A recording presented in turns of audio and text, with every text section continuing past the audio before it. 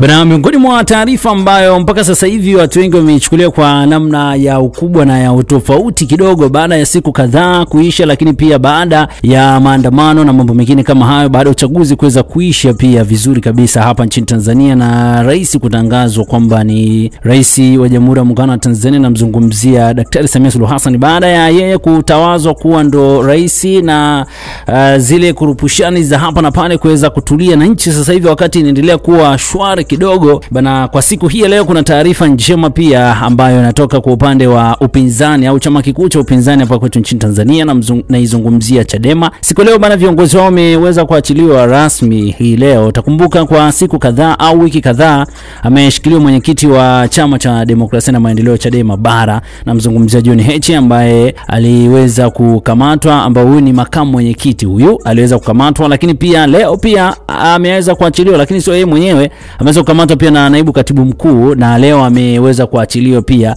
naibu katibu mkuu Tanzania bara, hapa namzungumzia Amani Gologwa, lakini pamoja na mwenyekiti Boniface Jacobo au wengi wanamuitaga Boniai, ambaye pia ni mjumbe pia wa kamati kuu ya Chadema, huyu aliweza kukamatwa pia, namzungumzia Godbless Lema. Wote kwa siku hii leo wameweza kuachiliwa, lakini wameachiliwa pia kwa masharti, ambapo kwa siku kesho wataweza kuwasili pia mahakamani ili kuweza kuwasili mahakamani kwa ajili ya mambo mbalimbali ambayo yanawatuhumu. Lakini leo nimeona alichoposti pia Godbless Lema kupitia mtandao wake wa X, ambao amesema nikimnukuu hapa, anasema kukata tamaa katika kutafuta wema wa watu ni dhambi mbaya sana katika maisha ya binadamu. Kutafuta pia wema wa haki inapaswa pia kuwa kusudi la kila mmoja katika maisha. Akasema matatizo mengi duniani yanasababishwa na watu wema kukaa kimya wakati uovu unashamiri. Akaendelea kusema, akasema kwamba mateso kwa ajili ya haki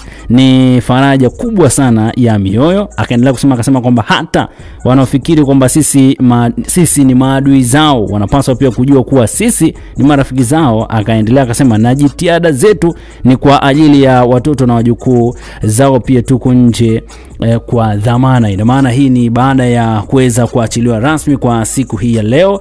Baada ya kuachiliwa basi mwisho wa siku mambo yaliweza kwenda vizuri kabisa. Kwa hiyo issue nzima ndo ilivyo hivyo. Kwa upande wako maoni yako unayonaje? Lakini pia na simu yako hapa na nitayasoma vizuri, sio tu kusoma na kujibu, pia nitaweza kufanya hivyo. Lakini pia hakikisha kwamba una subscribe channel yetu ya Biambasha TV ili kuendelea kupata taarifa na habari zetu mbalimbali kutoka ndani na nje ya mipaka ya Tanzania. Je, kuachiliwa kwa viongozi wa Chadema kutaleta maridhiano mazuri kama 4R za Mheshimiwa Rais zinavyosema, au iko vipi? Na chama nako, lakini kubwa zaidi usisahau na kusubscribe channel yetu ya Biambasha.